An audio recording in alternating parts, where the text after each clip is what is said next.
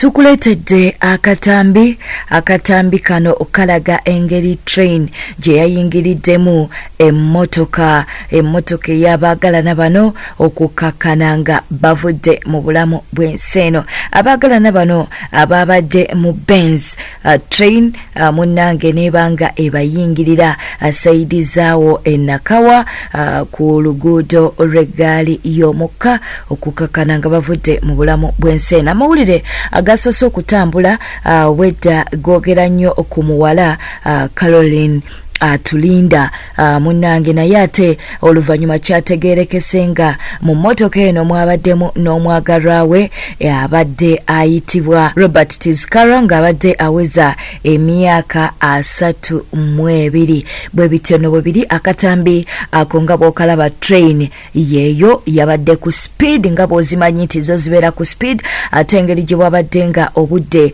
bwabadde bwakiro. Akabenje kano akabaddewo ssaawa zaabadde mwenda kitundu awo obudde nga bukya munanga akabenje kano we kabereddewo. Kitegeerekese nti ye Caroline atulinda ye yafiiriddewo kakati ate omwagalwa we gwe twakugambye nti ye Norbert ate ye yasoose kuddusibwa mu ddwaliro yaddusiddwa mu ddwaliro naye oluvannyuma munnange n'abanga naye ava mu bulamu bw'ensi eno. Bwe bityo nno mukwano bwe biri. Norbert abadde akola ne Uganda Police Construction Unit ate nga ye ani munnange abadde asubira n'okuba nti no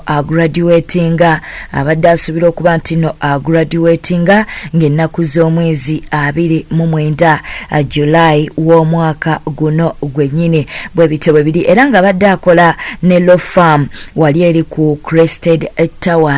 Bwe bityo bwe biri bambi bano bavudde mu bulamu bw'ensi eno. Emmotoka gye babadde batambuliramu eya Benz munnange ebadde ya UBJ 053N yeno nno emmotoka train gye yayingiridde munnange ne train yeyingirira oba emmotoka yeyayingiridde train kubanga lyeri luguudo lwa train. Kale kyonna kyekiri bambi twagala okubeera nga tusabira ab'eŋŋanda.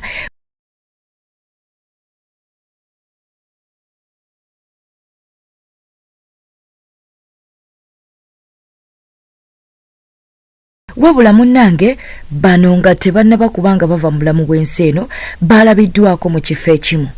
Ekifo ekimu nga bali mu kusanyuka nga wolaba ka vidiyo ako munnange oyo ye Caroline ng'ali ne mwagalwa we Norbert baalabiddwako nga bakyakala ate oluvannyuma munnange kwe kulinnya emmotoka naye nga badda waabwe ate ebyembi tebasobodde kutuuka train n'ebeera nga munnange yatomedde emmotoka yaabwe ne babeera nga bava mu bulamu bw'ensi eno. Kitalo nnyo, kitalo ddala. Tukusaba busabire kabubaka bwawo mu comment section.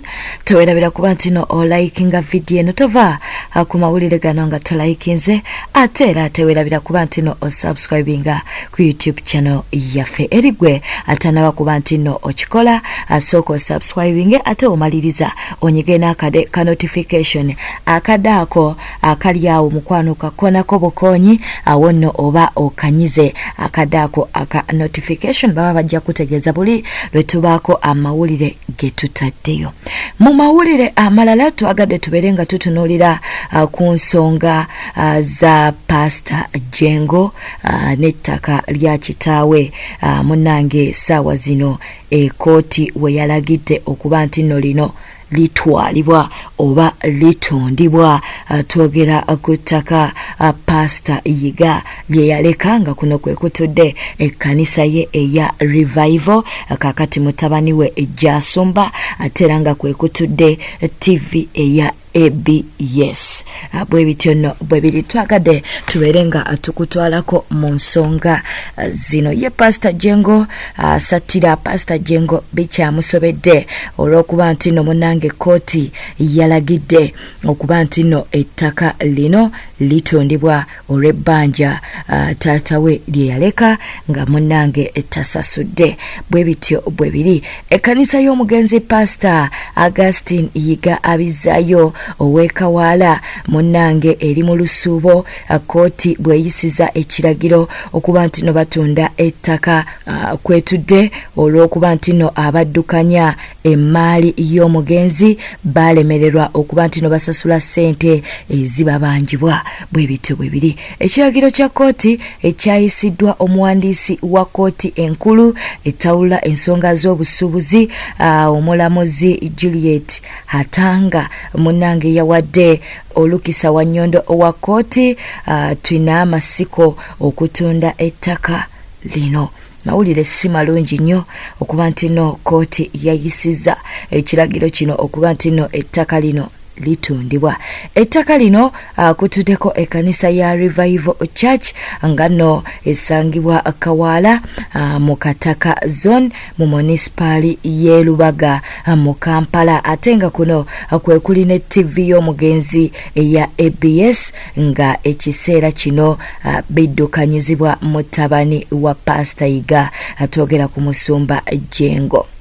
Ebyobugagga bya Pastor Yiga biddukanyizibwa kampani munnange eya Aga Revival Ministries era nga yebadde ewawaabirwa nga omuwaabi ye Solomon Semakula Kayinda.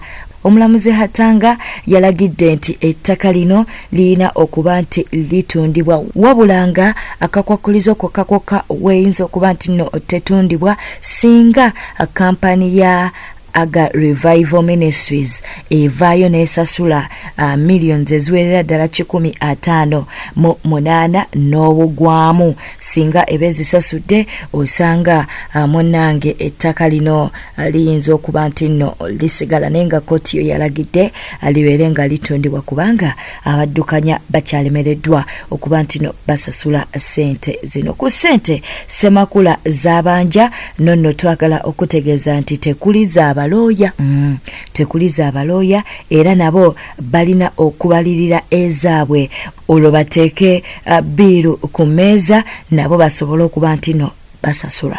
Kakati ziri ssente millions 158 ezo zo zisiddwa ebbali wabula ne balooya balina okubeera nti no babalirira mu ssente zaabwe munnange nazo zibeere nga zibasasula. Bwe bityo nno bwe biri. Pastor Jengo ssaawa zino aba alekeddwawa bagenda kubeera nga bakiyitamu batya. Tujagenda maaso n'okuba nti no tulondoola ensonga zino tubeere nga tuzikuleetera. Tetunaba kuba nti no tufuna Pastor Jengo abeere nga annyonnyola ku nsonga zino zonna. Ne tunaba tumufunye tujja kubeera nga tumukutuusaako weekuumire ku News Spark channel. Tugenda kugezaako okuba nti nno tumunoonya. Ssente zonna awamu ezibanjibwa omugenzi Yiga zikunukkirira mu bukadde 2. Bwe kityo nno bwe kiri. Katwongera okuba nti no tunoonyereza ensonga enatera nga wetwongera okusabira omusumba Jengo kubanga ssaawa zino kati kyayitamu yasinga okuba nti no akitegeera. Obadde ku News Spark channel gyekumireko tubeere nga tukunoonyeza amawulire amalala. Tujja kubeera nga tugakuwa agafa mu ggwanga n'agafa wabweru w'eggwanga lyattu Uganda. Webale kuba nti no obadde mulabi mulungi. Katukwagalize olunaku olulungi. Wekumireko eno yokka. Ssaawa yonna tujja kubeera nga tukomawo n'amawulire amalala ge tunaaba tufunyewo. Wekumireko eno yokka. Teweerabira ku subscribinga, teweerabira ku likinga, teweerabira kulekawo obubaka bwawo mu comment section.